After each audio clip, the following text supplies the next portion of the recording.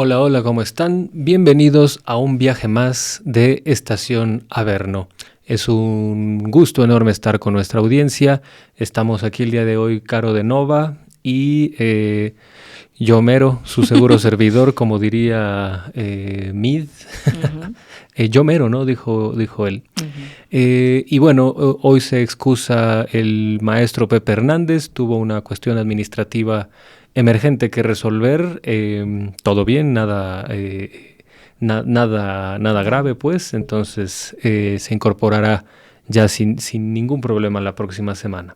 Entonces hoy nos toca a Caro y a mí discutir un tema muy importante, eh, que sí es coyuntural, pero también tiene pues antecedentes. Es algo que también se puede analizar desde una perspectiva de la historia inmediata contemporánea. Y es esta extraña convocatoria que acaba de salir en estos días a una protesta el 15 de noviembre convocada y que interpela a la llamada generación Z, ¿no? Ujú. Es decir, este grupo demográfico mexicano de jóvenes nacidos entre 1997 y 2000 y 2000 algo. y la primera parte de la primera década del siglo XXI, y que bueno, pues se trata de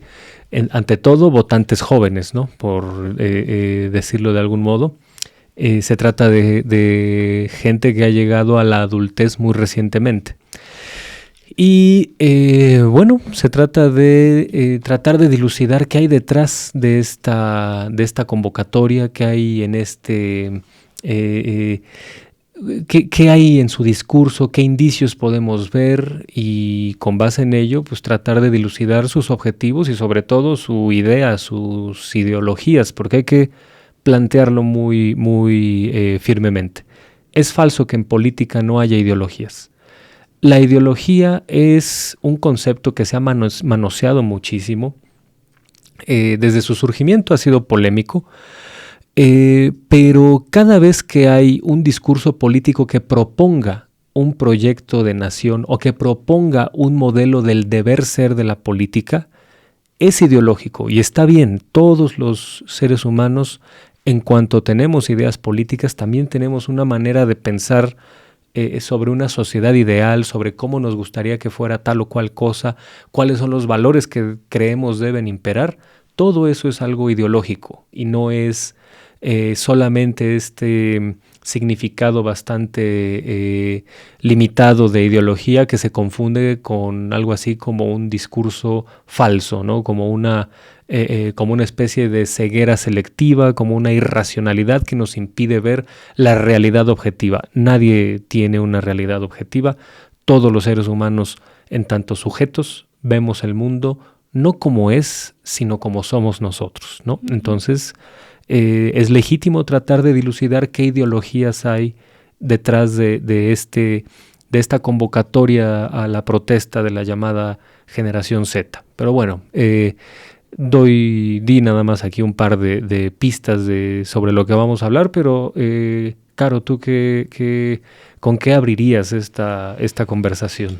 Pues yo abriría primero reconociendo que cuando empecé a ver esta tendencia en redes sociales, la verdad me sorprendió mucho. Yo nunca he visto One Piece, que es el manga donde se basa seguramente ya lo has visto también, esta calavera, ¿no? Estas imágenes que circulan en redes sociales. Pero de inmediato, cuando empecé a escuchar como los primeros pues mensajes de que se estaba convocando a una manifestación el 15 de noviembre, al mismo tiempo, sí también en otras redes, por ejemplo, como Instagram, esto ocurría por ejemplo, en X y en Instagram, cuentas sí precisamente más de la generación Z inmediatamente respondieron, ¿no? Incluso de una manera casi, pues eso, inmediata, una cuenta que sí ha pugnado contra, por ejemplo, la gentrificación, por el derecho a la vivienda, por las 40 horas, que sí, por supuesto que ha tenido una trayectoria como en búsqueda de estos derechos que hoy son esenciales para esta generación, comenzaron a desmentirlo. Y de hecho, a crear redes alternas, mofándose de estas llamadas de la generación Z con este tipo de banderas. Y entonces ahí me empezó a crear como cierta pues duda sobre de qué se trataba, sobre qué era como lo que pasaba con todo este movimiento.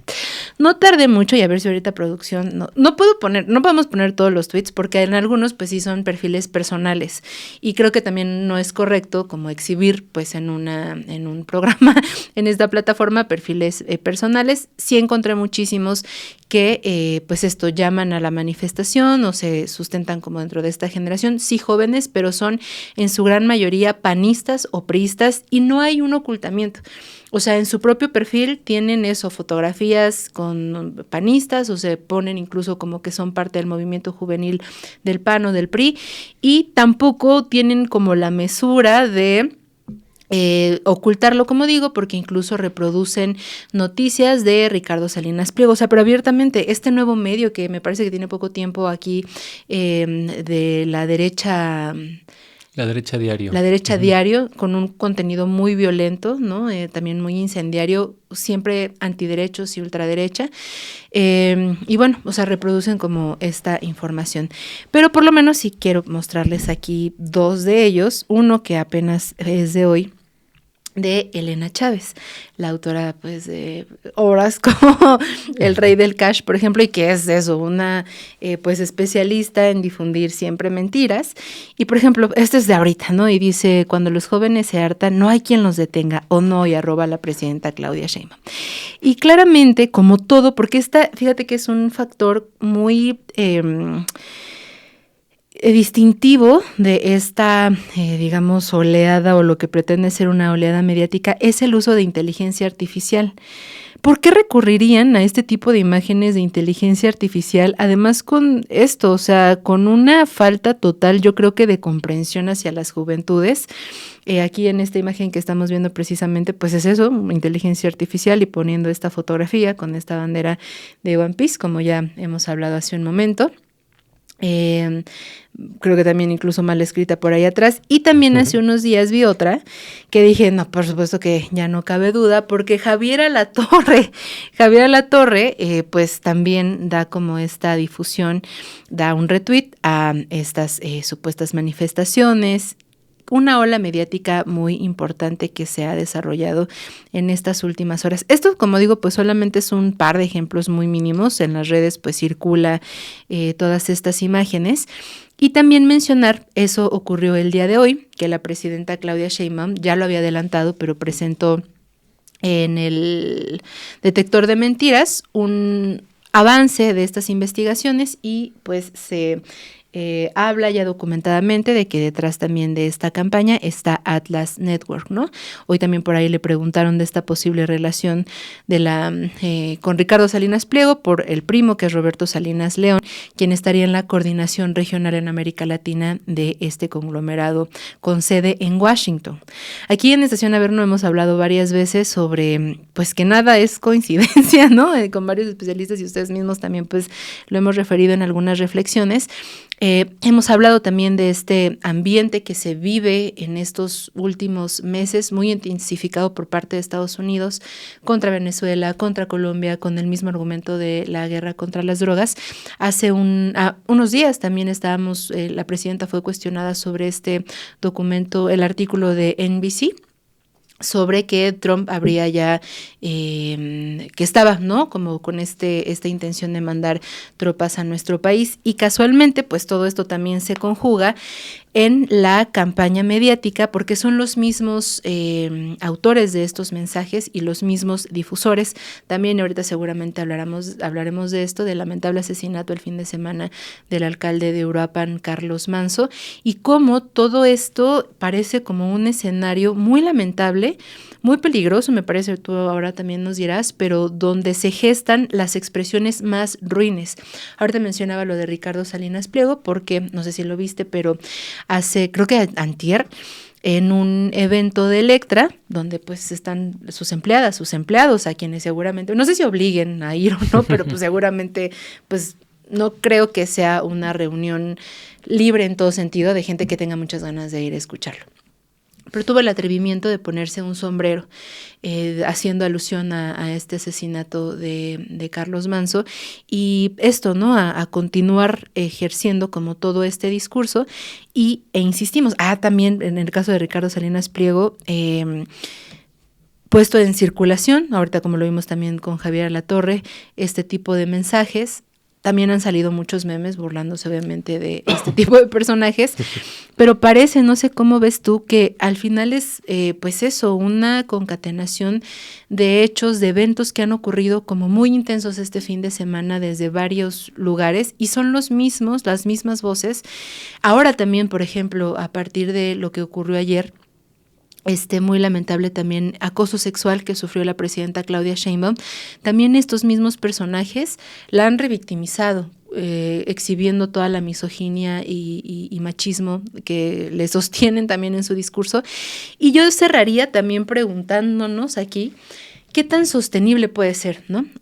Una de las bases, digamos, con los que se menciona esto de la generación Z, por lo menos mediáticamente, es que son jóvenes en hartazgo por la violencia que vive nuestro país y porque ya no están, no se sienten representados por los partidos, entonces que es apartidista, que es sin esa representación, que no es lo mismo de siempre, y contra la violencia y tal, pero insistimos, al ser estos personajes como Claudio X González, Ricardo Salinas Pliego, y otros, Lili Telles, que ya hemos visto como que siempre encabezan estas acciones de la oposición, pero también estos panistas, priistas que se suman a eso. Ahorita tal vez circulan también aquí atrás estas imágenes de incluso un diputado del PRI que fue agresor de Gerardo Fernández Noroña y también Mancilla. se puso, osó a poner, Mancilla, sí, a ponerse una de estas playeras, bueno, de Carlos Manzo, y aparte la bandera atrás, ¿no? El PRI abiertamente. Bueno, el punto es que,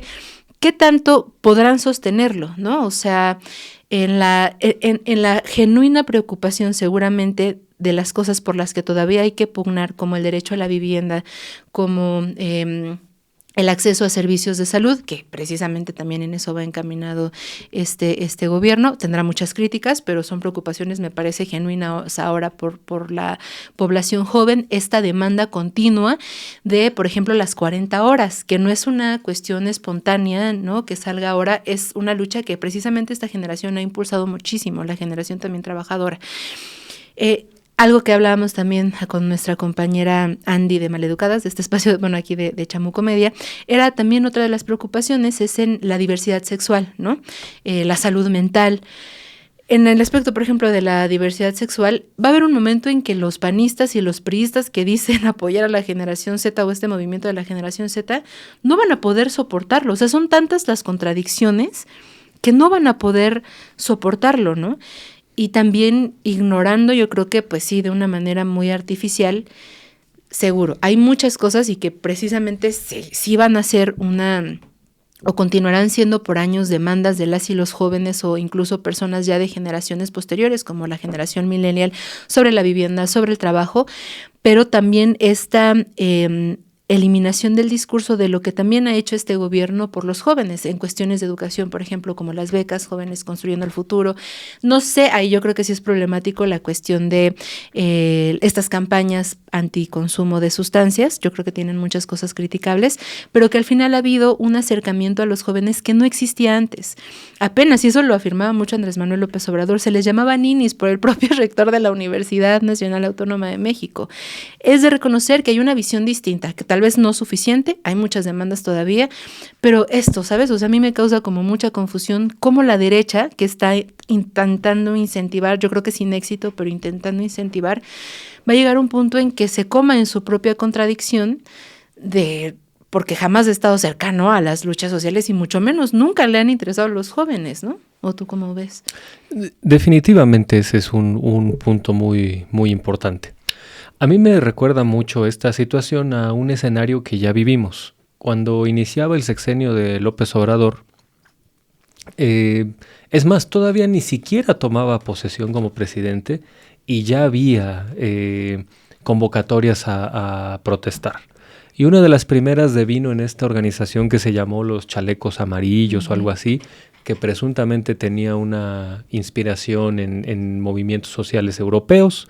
y quisieron organizar, estructurar algo aquí en México, y lo que resultó fue una aglomeración muy cortita, muy pequeña de gente donde protagónicamente había personajes vinculados a los partidos políticos. Bueno, más bien a la alianza que había postulado a Ricardo Anaya en la elección de 2018, ¿no? Y algunos resabios ahí del perredismo, panismo, etc.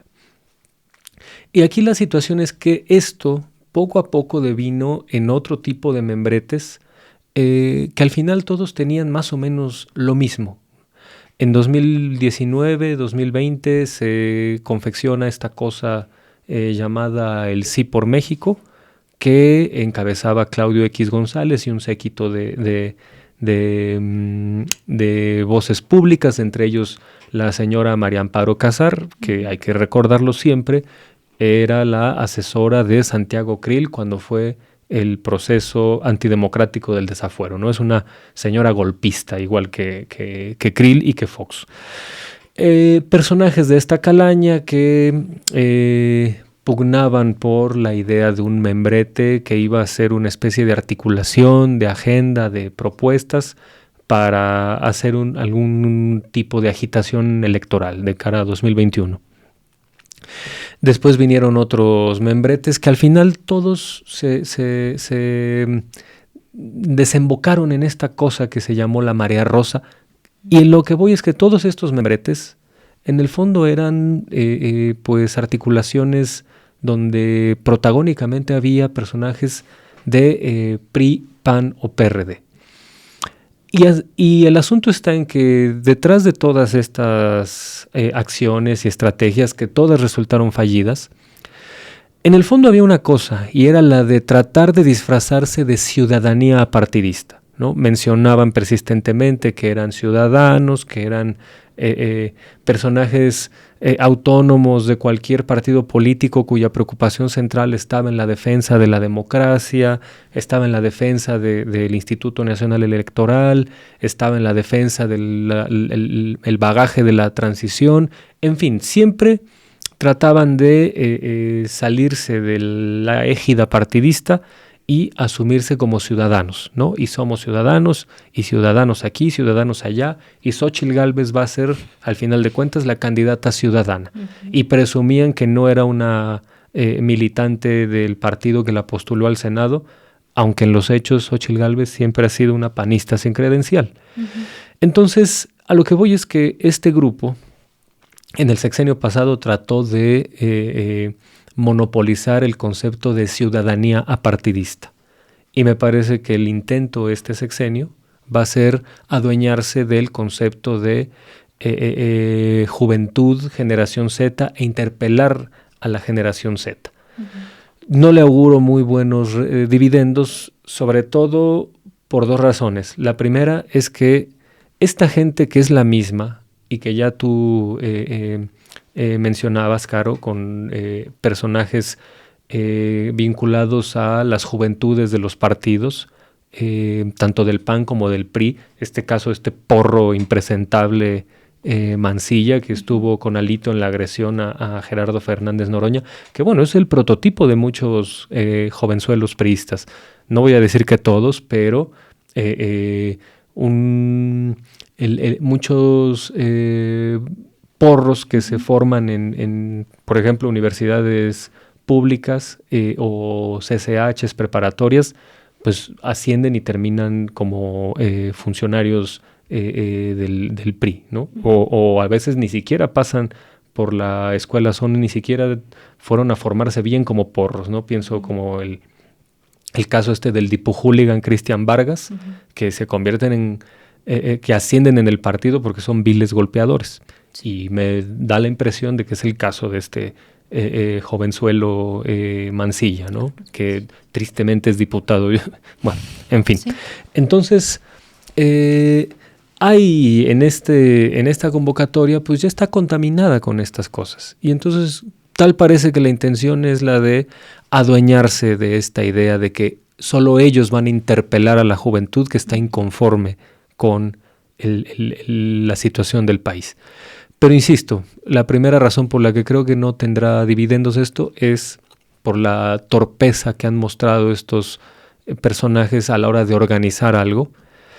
Y la segunda, porque yo no estoy seguro de que sean capaces de interpelar un sector que históricamente ha sido brutalmente golpeado por tanto PRI como PAN. Ya lo mencionabas tú, José Narro se refería a los jóvenes que no estudiaban y trabajaban como ninis. Así es. Cuando él no solo fue rector de la UNAM, lo cual habla muy mal de él, como un rector de una universidad, de la universidad pública más importante de América Latina y una de las más importantes del mundo, pues habla de ninis como si responsabilizara a los jóvenes de la falta de oportunidades que hay. En México la oferta de espacios para educación superior siempre ha sido deficiente, siempre ha estado muy por debajo de lo que se necesita. Entonces, pues que un rector de la universidad reproduzca este mensaje que culpa a el joven que no tiene oportunidad de estudiar y no a la estructura que no ofrece las oportunidades, pues bueno, a mí me parece absolutamente indeseable. Y recordemos que él era parte también del gabinete de Peña Nieto. No fue solo rector de una universidad pública, fue parte de un gobierno. Y pues si este gobierno ve a los jóvenes como ninis, pues no hay respeto por este sector social. Uh-huh. Y si nos vamos un poco más atrás, volvemos al calderonismo, que si por algo se caracterizó fue por criminalizar a la juventud y hacerla víctima de sus políticas. La guerra contra el narco, que hoy sabemos fue una farsa sangrienta y fue entregar el país al crimen organizado, tuvo como principal víctima a los jóvenes. Uh-huh. No solamente en cuestión de daños, de los llamados daños colaterales, sino víctimas en serio, ¿no? Desapariciones, asesinatos que luego eran blanqueados y se criminalizaba a las víctimas. Recordemos, por ejemplo, el caso de Jorge y Javier, los estudiantes de excelencia del TEC de Monterrey, sí, que fueron asesinados en 2010 y para blanquear al ejército o a los cuerpos policíacos que los asesinaron, les sembraron armas para hacerlos pasar por sicarios. Entonces, los jóvenes no son tontos. No van a olvidar a los partidos que los dejaron en el abandono por tanto tiempo, y a partir de 2018 apenas si empieza a haber una serie de políticas programáticas enfocadas en los jóvenes. Y pienso, por ejemplo, en las becas para estudiantes preparatorianos, jóvenes construyendo el futuro, construcción de universidades, ampliar la oferta académica descentralizada. En fin, apenas si se están labrando ciertas bases para atender a este sector social, y pues yo creo que va a estar difícil que PRI y PAN, con estos antecedentes y con este discurso impostado y con esta ineficacia para organizar cosas, logre interpelarlos. Pero pues sí es muy, muy lamentable, y ya con esto voy cerrando mi intervención.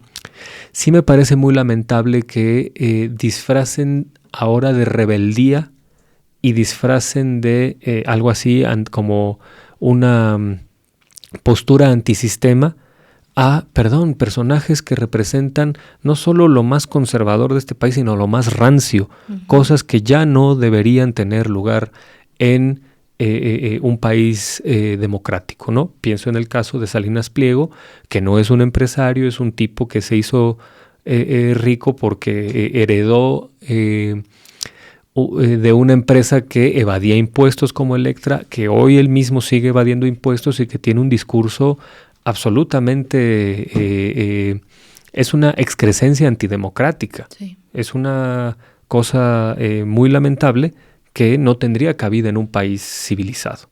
Pues, y entonces, eso me van a decir ahora que es la rebeldía. Ese tipo es lo que representa las grandes causas de la juventud, que nosotros solemos asociar a la juventud con esta búsqueda de valores más libertarios, en el sentido de la tradición de izquierdas, menos represivos, más progresistas, más utópicos en el sentido de que son los jóvenes los que creen en la construcción de un mundo mejor, etcétera. Por favor, este discurso es incompatible con las personas que ahora quieren montarse en esta convocatoria para protestar. Claro, por supuesto. Yo aquí también tendría como la duda de si apuestan precisamente a la juventud o es seguir subestimándola, ¿no? Demasiado. O sea, pensar que van a ser tan ingenuos de caer. Yo creo que no ha funcionado, pues, ¿no? Pero pienso que es incluso hasta grosero. Pero también que hay como una intención de la desmemoria, ¿no? Precisamente esta generación que probablemente no vivió o vivió de muy pequeñas, la guerra contra el narcotráfico precisamente de Calderón, y que tal vez apuestan o a pensar esto que con lo que tú iniciaste, ¿no? Que como cierta tendencia que ellos podrían leer de que los jóvenes no están politizados, ¿no? Que yo creo que eso es subestimarles. Quizá no tienen las mismas expresiones o no es el mismo momento que a lo mejor a ti y a mí nos tocó en algún punto, ¿no? Pero yo pienso que sí hay cierta conciencia, no sé cómo lo veas tú, creo que también a veces hay como cierto estigma hacia estas juventudes de pensar, pues es que son muy apáticas, ¿no? Al tener otras maneras también de comunicarse, ser una generación que prácticamente pues nace en nuevas comunicaciones en el teléfono celular, en las redes sociales y que esa es su dinámica. Yo creo que a veces hay un como prejuicio del adultocentrismo de pensar que porque no comprendemos estas maneras o de relacionarse o sus preocupaciones o sus inquietudes, como hacerlas menos, ¿no? Pero por otro lado, y también por las imágenes que vemos pasar, hace ratito que mencionabas lo de Calderón y esta guerra contra el narco también, y que claro, es cierto, los jóvenes fueron de sus principales víctimas, ¿no? Desapariciones, esto que nos dices también de este caso, y otros más en este sexenio, pero también en este punto el papel que jugaron los medios de comunicación que hoy pues se lanzan o dicen lanzarse contra la situación de inseguridad y de violencia en el país. Por supuesto que existe una situación muy preocupante de inseguridad, ¿no? Creo que ya lo hemos referido aquí también otras veces, hay cosas que hay que poner el análisis sobre la mesa, seguramente revisar muy cuidadosamente esta estrategia de seguridad, ¿no? del gobierno federal. Sin embargo, la cuestión narrativa también de estos personajes, por ejemplo, la Iniciativa México que firmaron en su momento con Felipe Calderón, que literalmente firmaron un decálogo para abordar de una manera que le conviniera a este gobierno federal para manejar la información en cierto sentido, ¿no? Siempre poniendo, por ejemplo, y lo que ellos mismos expresan en los videos que hoy podemos recuperar, sobre darle la autoridad o sea, darle como, no la razón, no dicen explícitamente esto, pero sí como para la pacificación, no renunciar como a la autoridad precisamente del ejército, en este caso también Felipe Calderón, ¿no? Y son estos mismos dueños de comunicación, en este caso Ricardo Salinas Pliego, quien hoy sale a decir que defiende, y otros comunicadores, ¿no? Que están en contra de la violencia y que son pues ruinmente estos cómplices también, ¿no? Sí, es un oportunismo porque ante la ausencia de liderazgos de estos grupos, de liderazgos políticos, pues lo que buscan ahora es la creación de mártires para blandir, ¿no? Y es muy lamentable porque pues el oportunismo se observa desde el momento en que sabemos que este alcalde asesinado, por ejemplo, en este fin de semana, Carlos Manzo, en Uruapan, Michoacán, fue un hombre que en 2022 dijo con toda claridad un diagnóstico muy certero, que fue, a ver, la violencia en México se desata, se exponencia en el sexenio de Felipe Calderón, y eso hace ver que cualquiera que haya sido su visión sobre cómo combatir este mal en México, tenía que ver con considerar a este problema como algo prolongado, algo que tiene una inercia histórica, algo que tiene un punto de inflexión histórico con la masacre que deliberadamente inició Calderón, y que la solución pasa por alejarse de eso. No solo alejarse, oponerse a eso. Y pues ahora resulta que estos señores vinculados al calderonismo, el propio Calderón estaba hablando con todo el cinismo que le caracteriza a este personaje corrupto, acomplejado como es Calderón, atreviéndose a hacer señalamientos contra el gobierno federal ante el asesinato de Carlos Manso, como si se le sumara a él. Cuando, Manso dio ahí la explicación en tribuna de San Lázaro de que él es parte del problema. Entonces, ahí inició el problema. Es el gran responsable de este problema. Entonces, pues, ese oportunismo es vileza pura. No, habla de que no hay un proyecto, habla de que hay una improvisación en todo, es una oposición reactiva, en el sentido de que pues está tratando de encontrar clavos ardientes de los cuales engancharse. Claro.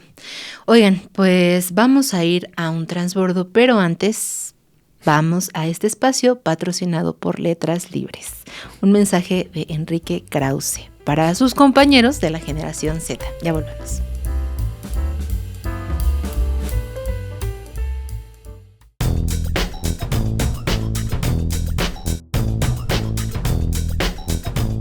¿Qué tranza, chavos?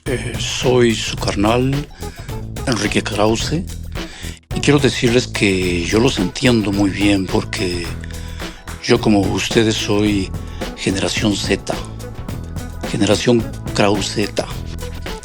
Yo ya me di color de que este gobierno nomás no la rifa. Y no es que le estén cajeteando, sino la neta del planeta es que son bien gandallas. Con ellos la democracia ya chupó faros. Y la justicia ya babalú.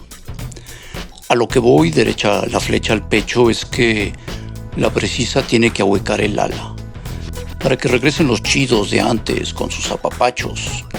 Porque, como bien dicen los vatos de Molotov, con el PRIAN éramos un país bien chingón, güey. Así que pónganse truchas y no la chiflen que es cantada. Ahí se ven, carnales.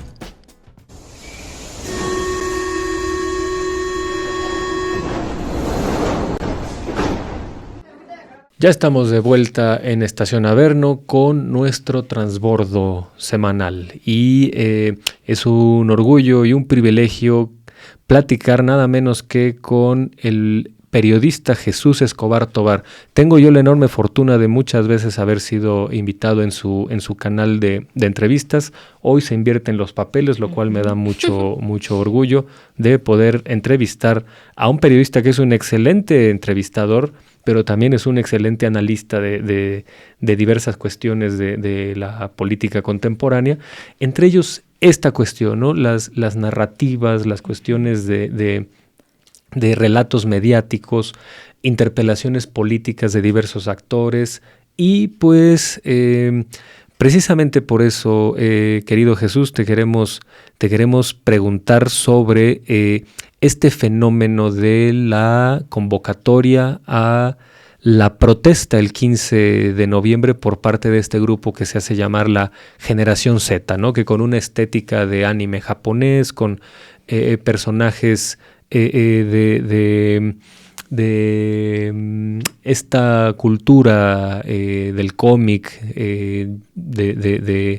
del Japón que se ha convertido, del manga, que se ha convertido en un símbolo de rebeldía, de resistencia, que en otros países ha tenido éxito, como el caso de Nepal, en el sentido de impugnar a la clase política y de querer echarlos. Y bueno, ¿qué lectura le das tú a esta convocatoria en un país como México, que tiene condiciones no solo distintas, sino radicalmente opuestas a las de países donde hay este tipo de movilizaciones? Bueno, antes que nada, un saludo, un abrazo, me quedo Héctor, de verdad, para mí es un placer, a ti también, Carolina, de verdad es un honor para mí compartir con ustedes, un abrazo al buen Pepe también, por supuesto, feliz de estar aquí platicando.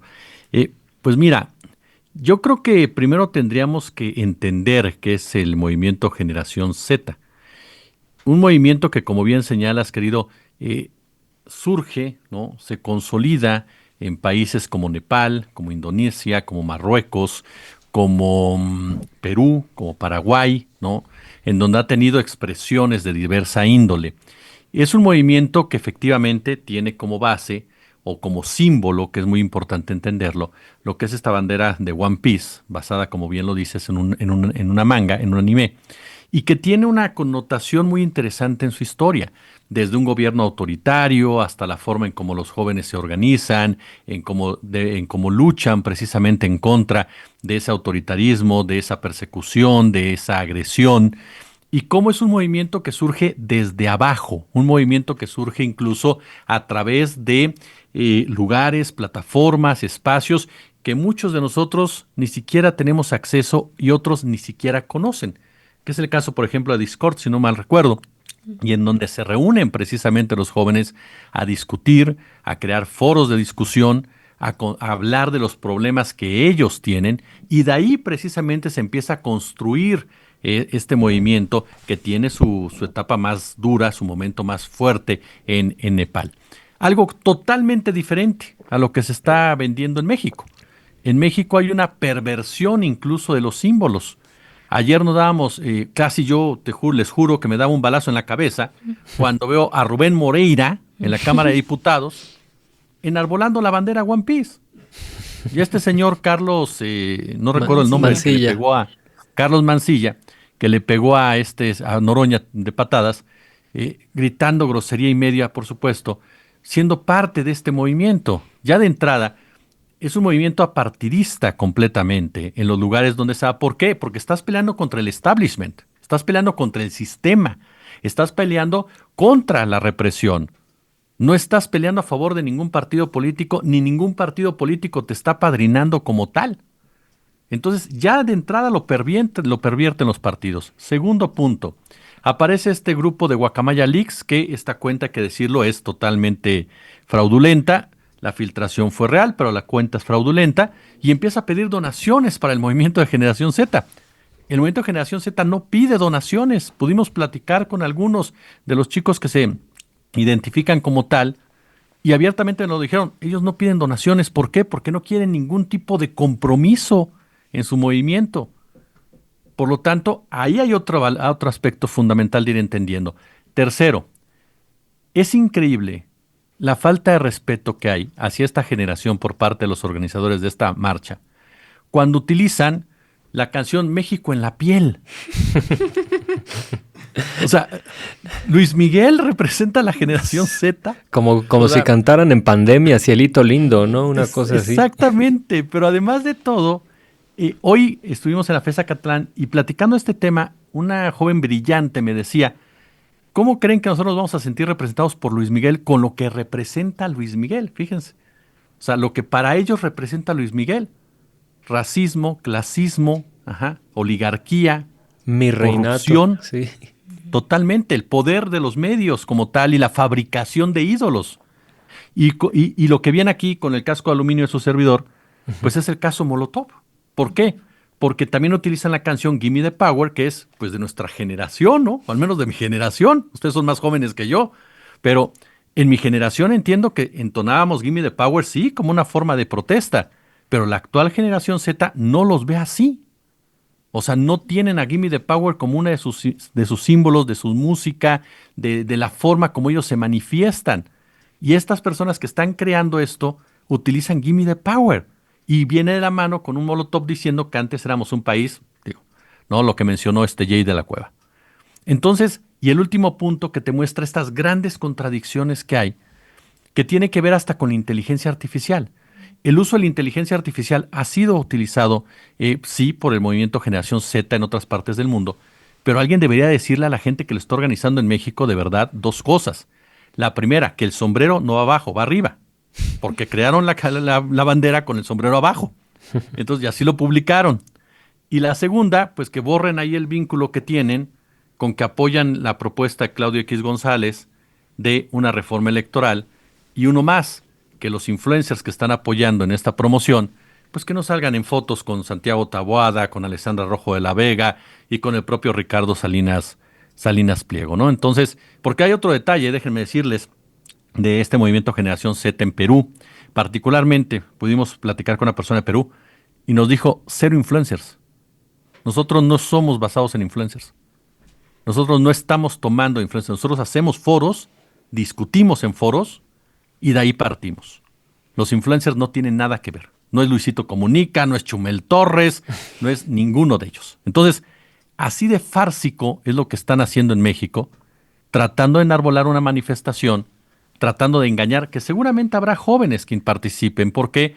Porque digo, somos 120 millones de personas, ¿no? Entonces, por supuesto que va a haber jóvenes que van a estar ahí, que son proclives al tío Richie, que son proclives a Claudio X González, que forman parte de ese aparato, que forman parte de esa estructura social. Saldrán a marchar, me imagino, con una buena cantidad, pero están totalmente alejados de los verdaderos jóvenes de la generación Z, de las verdaderas demandas de la generación Z, y los están tratando de instrumentalizar para sembrar odio, que eso es lo más peligroso. Intentan crear odio en una población, intentan crear odio en una sociedad para generar posteriormente un caos, ¿no? Por supuesto. Jesús, yo quisiera preguntarte sobre este clima de incertidumbre, como ya también lo dices, pues de odio a partir también de este lamentable asesinato al alcalde de Uruapan, Carlos Manzo, este fin de semana. Inmediatamente después de que esto ocurrió, vimos el desplegado, por supuesto, de noticias donde claramente pues se lamenta el hecho, se manda las condolencias a la familia, se pone sobre la mesa la situación de inseguridad tan apremiante en Michoacán. Sin embargo, como una horda también, pues todos estos movimientos de la oposición que, pues hoy, por ejemplo, veíamos a una Lili Telles diciendo Carlos Manzo se llama, una cosa así, ¿no? Que le pregunta, sí. Ni siquiera sabiendo el nombre de este alcalde. En esta ruindad de la oposición, saliendo, como digo, desde el fin de semana, emitiendo mensajes y llamando abiertamente también a la violencia. Vimos estos hechos también en el Palacio de Gobierno. Hoy la presidenta Claudia Sheinbaum, en la última sección del detector de mentiras, presenta también como esto que ya había adelantado de las cuentas que estarían detrás también de las tendencias que junto con esto de la generación Z, también lo que estas mentiras a partir de este asesinato en Uruapan. ¿Cómo leemos también la cuestión del relato y las fuerzas que están detrás? Hoy se mencionó a Atlas Network como uno de los actores principales en este inflamiento también de cuentas y de tendencias para manipular la opinión pública. Tú ahorita con este escenario que nos muestras, pienso que puede ser como de alguna manera tranquilizador saber que, bueno, la propia generación, o sea, que tal vez es subestimar a la generación, pensar que se van a dejar engañar porque son obviamente personas inteligentes y que tal vez sean un poco incautos o a lo mejor que abiertamente sí tengan alguna inclinación panista que pues estarán marchando, ¿no? Tal vez eso, o sea, que no vaya a ser una gran repercusión por parte de los jóvenes, que no serán tan incautos como para ir a esta manifestación, pero ¿qué pasa con toda la instrumentalización y la derrama también económica que hay en la inflación de estas cuentas que al final pues buscan crear de una manera artificial todo este relato para la desestabilización del gobierno federal en este escenario también con un actor muy importante que es Estados Unidos, con esta intensiva también contra América Latina, con este discurso de la lucha contra las drogas, esto que pues es como música para sus oídos sobre que nuestro país está gobernado por el narco. En todo este escenario, ¿cuál es tu lectura sobre también esta situación del impulso mediático que está teniendo en este caso estas cuentas y esta mención que hoy se hace de Atlas Network? Mira, la entrada a Atlas Network, pues en México, es manejada por el hermano de Ricardo Salinas Pliego. O sea, él es el que está al frente de esta red. Y efectivamente es una red que ya en alguna oportunidad Morena había denunciado que estaba detrás de muchas de las campañas, entre estas de potencializar el discurso de narcopresidente y narcocandidata. Es decir, Atlas Network es una red que tiene una participación política en México desde hace tiempo y que tiene su réplica en Estados Unidos. O sea, forma parte de una estrategia mucho más estructurada para controlar precisamente la narrativa, para profundizar, ¿no?, en mensajes totalmente favorables a políticas por parte del tío Sam. Y algo muy cierto, esta estrategia como tal de desestabilización que está ocurriendo en México, yo estoy convencido que ya está ocurriendo, no le da a Salinas Pliego para planearla, no le da a Alejandro Moreno, no le da a Ricardo Anaya, no le da a Lili Telles. No son personajes inteligentes en ese sentido, no son personajes preparados. Retomo este punto. Estos errores, ¿no?, que cometen en la organización de la marcha de la falsa generación Z es una muestra de que no tienen esa capacidad en muchos sentidos. Quien sí la tiene es Ron Johnson, y la tiene perfectamente delineada, y la tiene perfectamente estructurada, y sabe qué pasos dar. Sabe perfectamente qué pasos ir dando para ir generando caos en un país. Y los pasos que hemos visto en México van en esa dirección completamente. Mencionábamos de la generación Z, claro que hay jóvenes que están molestos. Estar joven y molesto es natural, debe de serlo y deben de exigirlo completamente y deben de exigir que se les mejore su calidad de vida y deben de pelear contra la precarización laboral, deben de pelear contra la violencia. Claro que hay jóvenes molestos con la violencia, por supuesto que hay jóvenes muy molestos, pero eso no quiere decir que estos sujetos representen a estos jóvenes. Y esto me lleva precisamente a la instrumentalización de este tipo de enojo.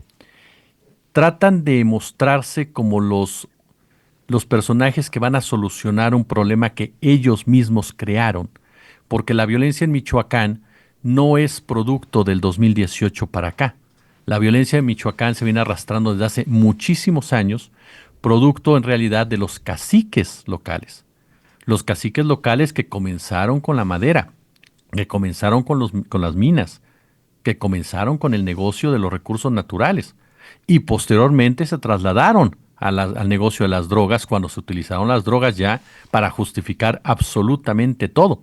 Esos caciques son los que operan en estas regiones, los que tienen control territorial, las viejas familias michoacanas con sus descendientes, y quienes han tomado control en muchos sentidos de esos espacios donde el Estado ha quedado ausente o ha estado ausente y ha utilizado membretes como los templarios, como los viagras, como los cárteles unidos y cuanto más personajes se aparezca por esta zona.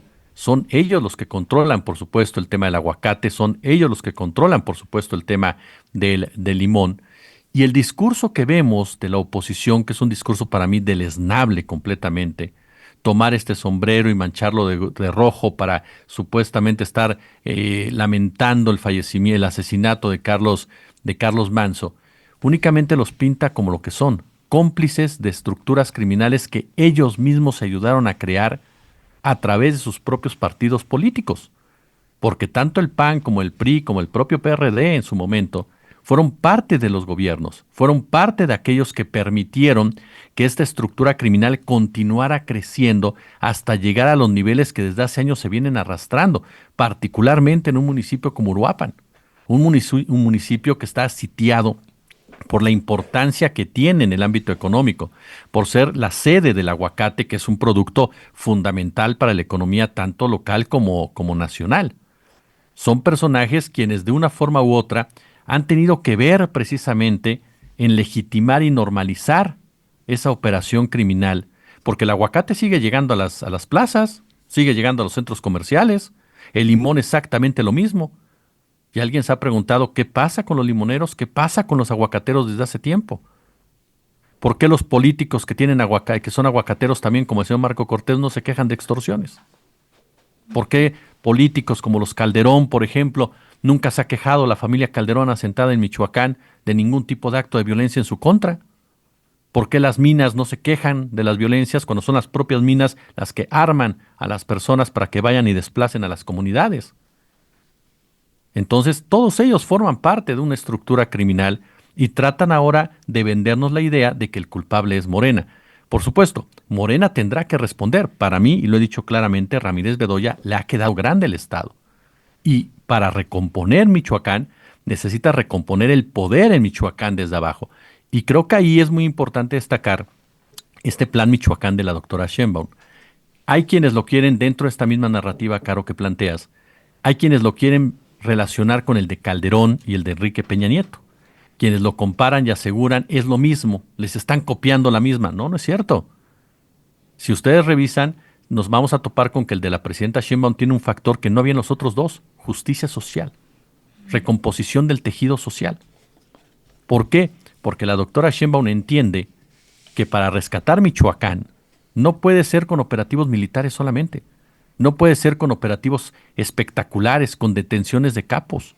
Tienes que reconquistar al michoacano, tienes que regresarle la confianza, tiene que volver a creer en el Estado, el michoacano, tiene que volver a creer en la ley y por lo tanto necesitas reconstruir el tejido social. Necesitas desde abajo recuperar lo que es Michoacán para poder combatir no al capo, nada más, sino al empresario, al general, al político, que se ha enriquecido y se ha empoderado con toda esta tragedia. Esto, por supuesto, no lo va a hacer el PAN, no lo va a hacer el PRI. Ellos únicamente van creando, y ustedes lo decían, van creando una narrativa intervencionista de la mano del embajador de los Estados Unidos en nuestro país. Van creando los escenarios para vender esta idea de que México está caótico, de que México es incontrolable, de que el narcotráfico está por encima de las instituciones, de que la doctora Claudia Sheinbaum le tiene terror a los cárteles. Van creando todo este escenario de que México necesita ayuda extranjera porque de otra manera no vamos a poder salir adelante de esta problemática, cuando el narcoimperio se llama Estados Unidos. Cuando Estados Unidos es el que controla todo el mercado de las drogas y cómo se financia el mercado de las drogas y cómo opera el mercado de las drogas. Y el ejemplo palpable es la historia misma. Lo que ha hecho en Afganistán, lo que ha hecho en Nicaragua, lo que ha hecho en Colombia, lo que ha hecho en Italia en algún momento, lo que hizo en España. Cómo ha instrumentalizado el discurso del narcotráfico, la figura del capo incluso, para intervenir en esas naciones. Lo vemos ahora con Venezuela y Colombia. Dos naciones que te puede caer bien o mal Maduro, esa es otra cosa. Pero son los venezolanos los que tienen que decidir su futuro. Y en ese marco Estados Unidos no tiene ningún derecho a amenazar a Nicolás Maduro. Y menos acusarlo de algo. Desde que yo era joven, se hablaba del cártel de los soles y se acusaba a Hugo Chávez de que él era la cabeza del cártel de los soles. Cuando se sabe muy bien que ese cártel nunca ha existido. Pero es la justificación que lleva a cabo el gobierno de Estados Unidos para acusar a Maduro de narcotráfico. ¿Por qué? Porque al declarar grupos terroristas a los cárteles, considera que tiene todo el derecho de intervenir en un país que financie grupos terroristas. Pasa ahora con Petro. Petro ha hecho más contra el narco que el señor Donald Trump. En datos, en número, en acciones, Petro ha decomisado más droga, ha golpeado más a las organizaciones criminales de Colombia que lo que ha hecho Trump con las de Estados Unidos. Y se atreve Trump a llamarlo un narcopresidente. ¿Por qué? Porque le interesa golpear precisamente a Colombia, le interesa amenazar a Colombia, le interesa intervenir electoralmente en Colombia, porque elecciones va a haber pronto en Colombia. Ya le funcionó en Argentina con su amenaza, ya le funcionó en Ecuador, ya le funcionó en Bolivia. Entonces, me parece que está actuando de una manera totalmente injerencista, utilizando el tema de las drogas. Y México, lamentablemente, no es la excepción. Para mí, yo sí veo un comportamiento injerencista de Estados Unidos con una finalidad muy clara: doblar al gobierno mexicano en la discusión comercial, sobre todo en aspectos como los energéticos, las barreras no arancelarias, es decir, influir directamente en tu política industrial, porque algo que quiere hacer Estados Unidos es quebrar México. Hay grupos que me dirán, y con justa razón, bueno, no le conviene. No le conviene un sector del gobierno de Estados Unidos. Hay otro sector del gobierno de Estados Unidos que está interesado en ello, que considera que así debe de manejarse la política de Estados Unidos para poder incluso someter a México, pero sobre todo quitarse de en medio un gobierno que no es de sus favoritos, que no es de los que le gusta a Estados Unidos. Ellos quieren un Milei, ellos quieren un Noboa, ellos quieren un Bukele. Bukele mismo opinando el caso de Carlos Manzo, diciendo, qué mal, en qué manos cayó México, ¿no? Como si el tipo tuviera la autoridad moral de hablar de derechos humanos y de un real combate a la inseguridad sin caer en un entreguismo de tu soberanía.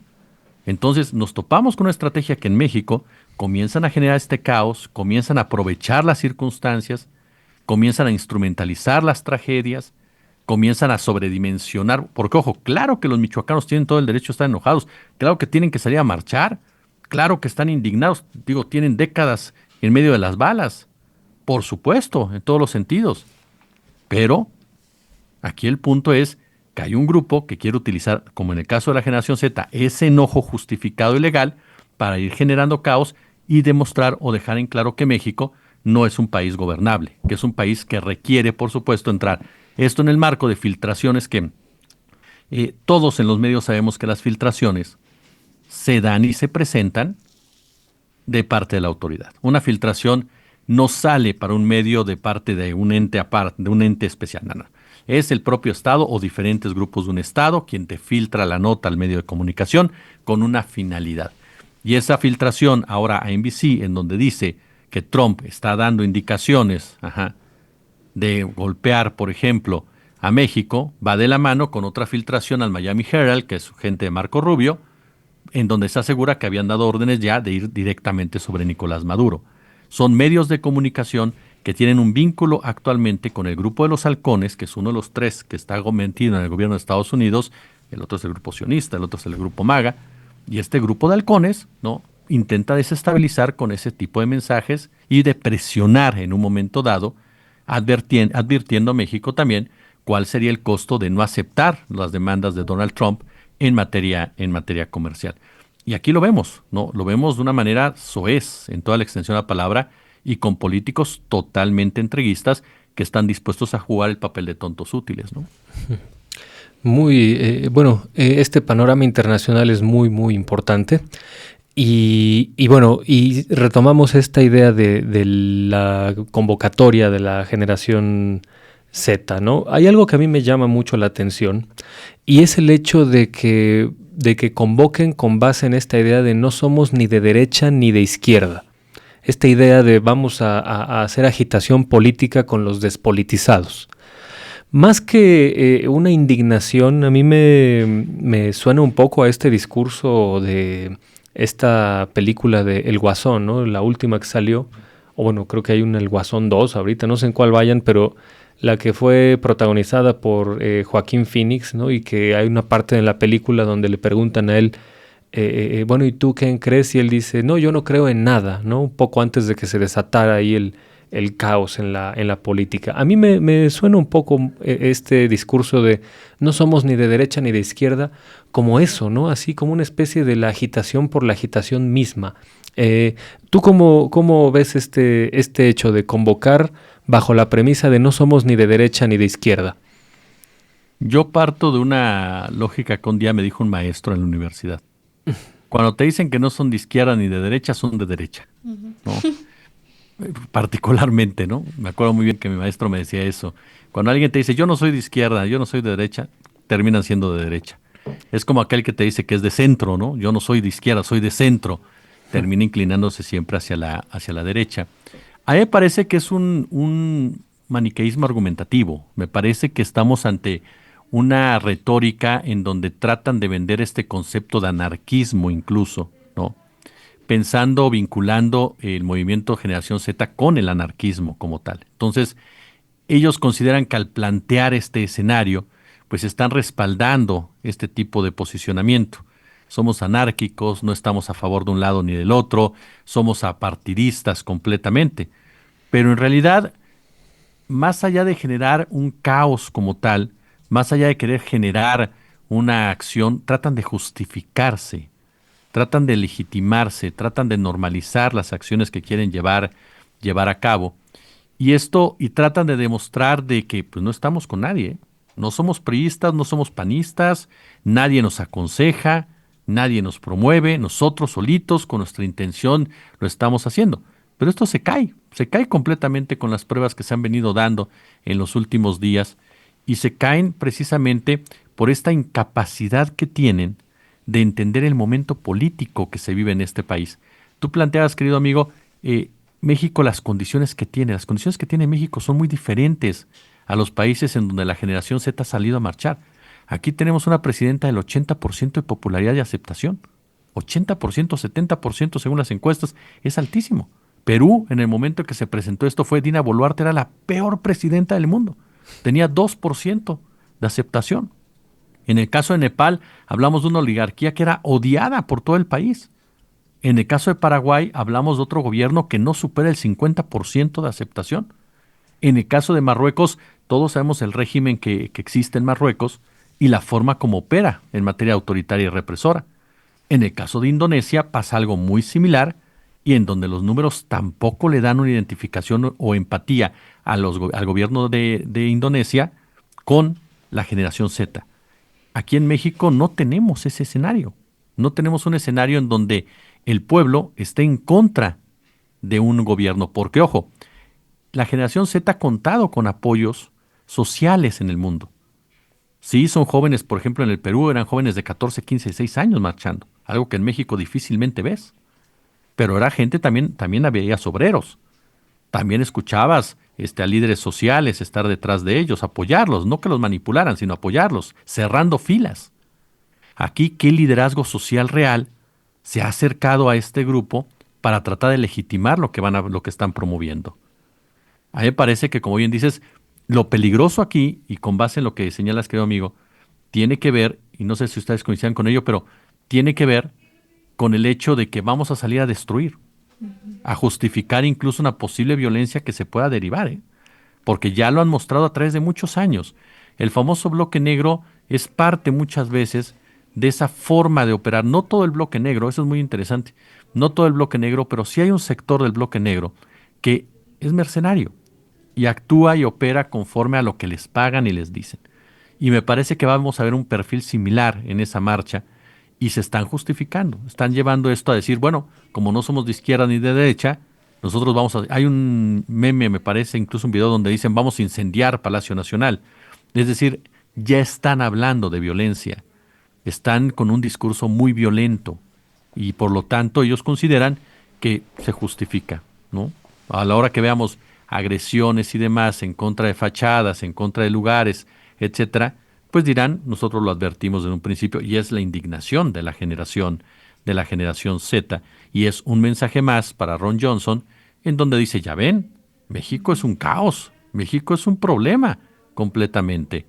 Por eso vemos al quitavisas, ¿no? Todo el día metido en Twitter o en X, amenazando a toda la gente que piensa distinto a los Estados Unidos o cuestionando a los Estados Unidos, y llevando a cabo hasta borramientos históricos, ¿no? Como el hecho de que dice que no hay bloqueo en Cuba, por ejemplo, y otras barrabasadas más, que van de la mano, incluso, fíjense lo que son las cosas, con los borramientos históricos que quiere hacer Ricardo Salinas Pliego, en donde asegura que él era pobre, ¿no? Porque que cargaba los colchones de la empresa de su papá, o porque vivía en Iztapalapa, dice que era pobre, ¿no?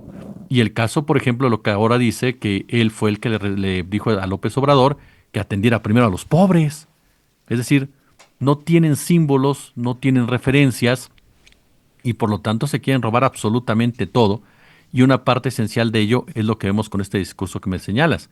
No somos de izquierda, no somos de derecha, somos anárquicos, somos los que vamos a salir a mover, a simbrar, cuando en realidad, son parte de un grupo que está manipulando la situación para generar un caos en México e imágenes caóticas que de una forma u otra ayuden a los Estados Unidos a justificar, a un grupo del gobierno de Estados Unidos, a justificar un plan intervencionista, ¿no?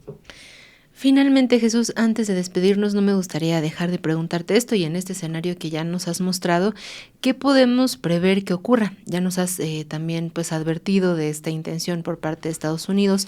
Lo digo también por esta andanada. Una parte también creo que esta guerra psicológica mediática que han pues lanzado también en estos últimos días, ¿no?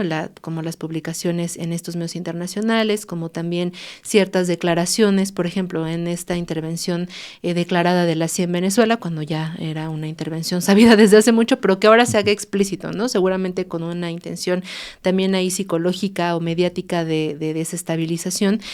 Pero hablando de este actor tan violento como es Estados Unidos, y esta visión, esta mirada que tiene puesta también sobre Latinoamérica y también contra nuestro país, que ya bien nos has explicado, podemos pues confiar en que, no sé, el 15 de noviembre, que tal vez sea una protesta muy vacía, o que precisamente por tener este actor todos estos factores de desestabilización, pues podemos esperar más violencia. ¿O qué crees que ocurrirá en estos próximos días, meses, semanas? Yo creo que si sigue desinflándose como se está desinflando hasta ahora, se convertirá en una especie de chalecos amarillos. ¿Se acuerdan cuando en México quisieron sacar a los chalecos amarillos, basados en Francia? Pero se les olvidaron que los chalecos amarillos de Francia pues tenían que ver con el aspecto obrero. No lo organizaban en Polanco, ¿no? O sea, no se compraban los chalecos en Polanco. Entonces no pegó ese movimiento. Por más que lo trataron de vender, por más que lo trataron de asemejar, no pegó. Esa es la realidad.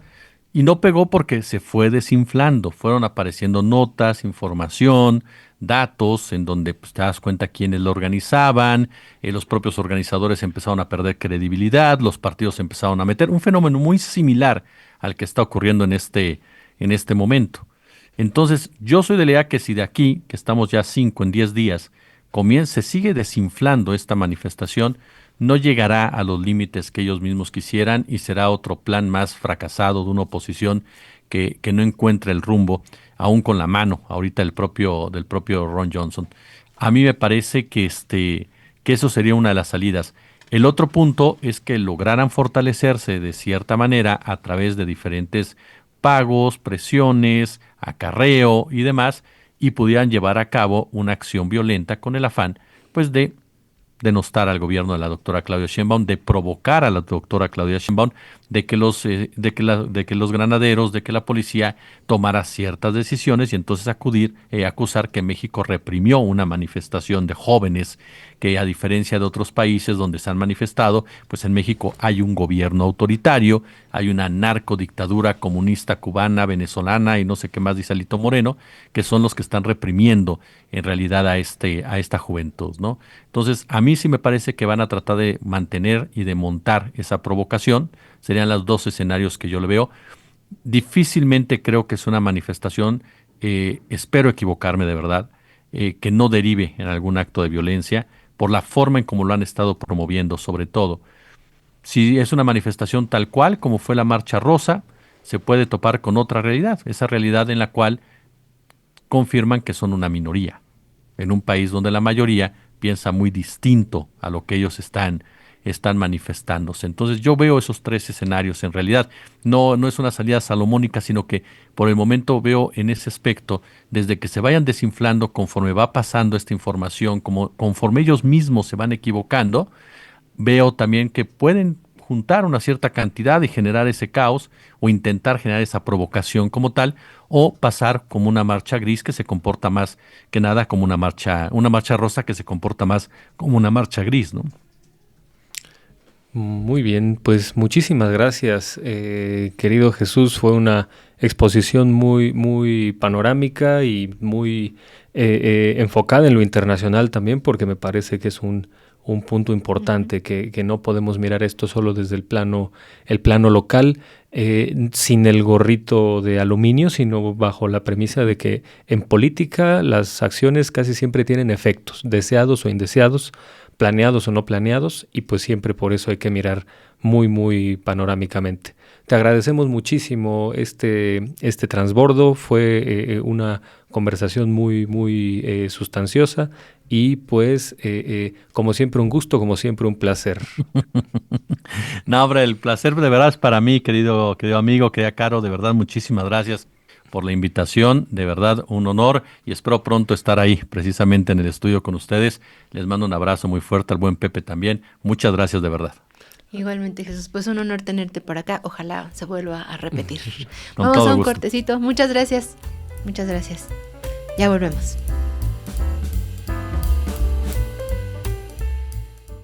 Ya estamos de regreso en este último tramo de nuestro viaje en Estación Averno. Y pues quedan muchas conclusiones, yo creo que también algunas cuestiones abiertas que estaremos a la expectativa de lo que ocurra de aquí al 15 de noviembre, que por lo pronto sigue esta convocatoria de esta manifestación. Como ya nos lo decía hace un ratito el periodista Jesús Escobar Tobar, pues hay que prever, ¿no? Y estar también preparados, no solamente por pues posibles actos de violencia orquestados, no genuinos, no de una protesta genuina, pero también seguro de estos golpes mediáticos que van a estar muy potentes como en todos estos últimos días, a partir también de la tragedia, como digo, de este fin de semana en Uruapan, también lo que ayer vivió la presidenta Claudia Sheinbaum en este acoso sexual. Yo finalmente terminaría con esta reflexión que creo que me queda tanto de lo que tú nos has puesto sobre la mesa hoy y también del periodista Jesús Escobar, es en esta parte de las y los jóvenes, ¿no? La falta de pues sí, falta de respeto, falta de visión también, en una torpeza extravagante lo que pretende hacer la oposición. Pero creo que no había caído en cuenta también de no solo el descuido que hubo en estos sexenios anteriores. Hace ratito mencionabas lo de Jorge y Javier del TEC de Monterrey. Recordé también ahora, por ejemplo, la masacre de Salvatierra, de Salvarcar también, ¿no? Estas ejecuciones extrajudiciales que se hicieron en el gobierno de Felipe Calderón, las desapariciones y el criminalizar también a las y los jóvenes, no solamente sin ningún tipo de atención, sino el criminalizar también por el hecho de ser jóvenes. Es una oposición, creo que no solo desestima o que puede subestimar el potencial de las juventudes, sino que les ataca, ¿no? Y que ha sido violenta abiertamente esta oposición con las y los jóvenes. Yo creo que, pues sí, confío, ¿no?, en que esta juventud pues tendrá una visión con sus propias maneras de comunicarse, porque tienen inquietudes que a veces pienso que nos cuesta un poco de trabajo quizás asomarnos. Quizá, como hace ratito insistía, ¿no?, en nuestros tiempos de juventud teníamos ciertas demandas, porque a nosotros sí nos tocó, pues precisamente, o sea, más de cerca o más de una manera consciente, por ejemplo, los sexenios de esto de la guerra contra el narcotráfico en el sexenio de Calderón, o con Enrique Peña Nieto, cuando iba uno a una manifestación, sí habían detenciones arbitrarias, sí había gases lacrimógenos, sí había represión. Hoy los jóvenes que salen a manifestarse, bueno, en la de Palestina sí hubo, sí hubo represión policial, también hubo esta parte de algunos que llamaron en algunos medios como de provocación. Ahí yo creo que hay que tener también mucha cautela, pero sin embargo no es, creo yo, la misma cuestión sistemática que se vivía en sexenios anteriores de represión a cualquier manifestación, ¿no? Hoy creo que tienen quizá una manera distinta. Yo no diría que son, pues eso, porque ya como tú también lo iniciaste, pues creo que nadie puede ser apolítico, ¿no? O decirse apartidista es ya tomar partido, y coincido con lo que nos decía también Jesús Escobar Tobar, pues decir, no soy ni de izquierda ni de derecha, eso es ser un poco de derecha, ¿no? Pero yo creo que hay ciertas preocupaciones genuinas que más bien hay que estar abiertos a escucharlas, ¿no? Como pienso esto, tal vez en materia de vivienda, en materia de movilidad, de acceso a la salud, de acceso a empleos dignos, de reconocimiento de los derechos de la comunidad LGBT, de la salud mental. Este tema también que creo que en todo este contexto de pronto pasamos por alto, pero en lo que tal vez a veces se discute en términos geopolíticos, en este asunto de Estados Unidos y la lucha contra el narco, que ya también nos han explicado, no es eso, es solamente la administración finalmente de narcóticos, pero pienso que sí este factor también de las y los jóvenes, que son en gran parte la población que está vulnerable frente a las adicciones también y al consumo de drogas, ¿no? En fin, yo tengo como esa confianza. Creo que los mejores memes también contra la propia, esta iniciativa de la generación Z viene de los propios jóvenes, ¿no? Que se mofan de que los consideren tan ingenuos, pero también pues esto que nos advierte Jesús Escobar Tobar de estar muy al pendientes de este ente gringo que está al acecho, que no es nada pues accidental que todos estos hechos también se estén concatenando de esta manera.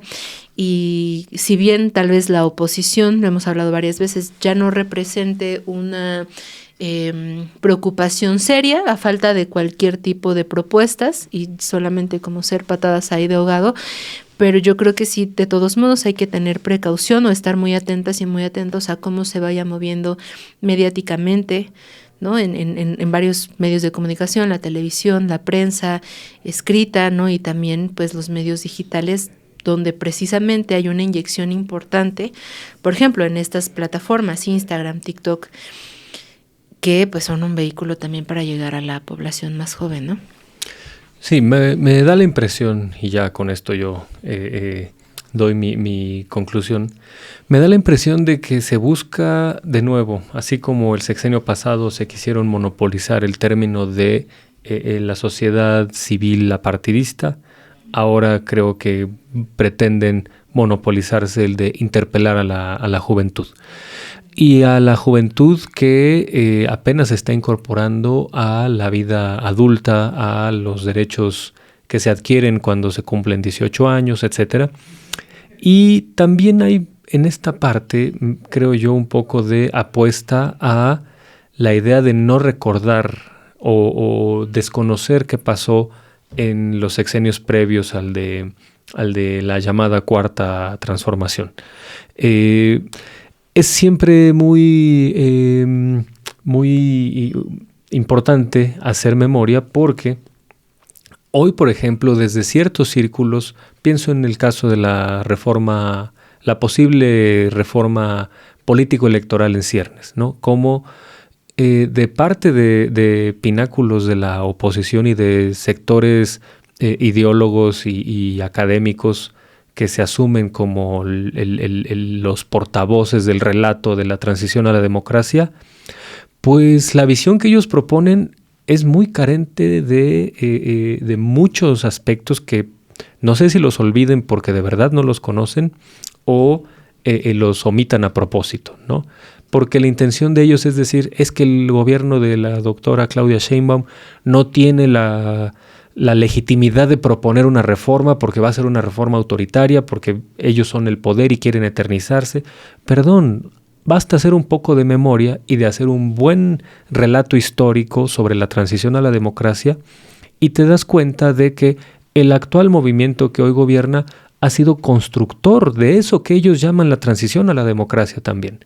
Pienso, por ejemplo, en el surgimiento de Morena como un partido cuya génesis está en las protestas contra el desafuero de López Obrador y que era un movimiento que en esencia exigía que hubiera condiciones equitativas de competencia, que es uno de los elementos fundamentales de la transición a la democracia en México. Y después ese movimiento fue el que impugnó los resultados de la elección de 2006 y con eso dieron la materia prima para la reforma electoral que estos transitólogos aplaudieron de 2007. Entonces, hay que estar persistentemente haciendo estos ejercicios de memoria y me parece que este hecho de interpelar al sector más joven, a los primeros votantes o a los que van a ser pronto primeros votantes, pues parecería como tratar de decir que todo es un caos, no hay ninguna cuadratura en este país, el país está en llamas, todo es un desastre, todo es el apocalipsis, así que vamos a recuperar las instituciones que nos robó esta cuarta transformación o algo así. Pero yo insisto, los jóvenes han demostrado no ser un sector manipulable, no son tontos y pues muchas veces también la realidad cotidiana cuenta y pues por primera vez en décadas un gobierno ha puesto apenas una atención a este sector y pues yo creo que este sector no va a dejarse influir con estas visiones que en el fondo los menosprecian, ¿no? Sobre todo cuando las encabezan personajes o quieren montarse en ellas personajes absolutamente impresentables que son lo contrario a los valores que enarbola una juventud solidaria, rebelde contra las cosas que ameritan rebeldía. Entonces, pues vamos a ver en qué termina esta convocatoria. Pues estaremos muy al pendiente de qué es lo que sucede aquí en Estación Averno. Esperamos ya con Hernández en los próximos episodios, en las próximas travesías. Pues Héctor, muchas gracias como siempre. Un placer y muy clarificador también, pues tus puntos de vista. Muy clarificadora nuestra charla en conjunto siempre, Caro. Ya nos faltó el maestro Pepe Hernández, pero pues ya la próxima nos desquitamos aquí. Sí, lo aprovechamos ahora que va a estar acá. Bueno, pues les agradecemos muchísimo que nos hayan sintonizado el día de hoy, que hayan realizado este viaje con nosotras y con nosotros. Les leemos y les invitamos a que nos escriban sus comentarios, a que compartan este programa, que le den me gusta y pues nada, si así nos lo permiten, nos vemos dentro de 8 días en otra estación. Bye.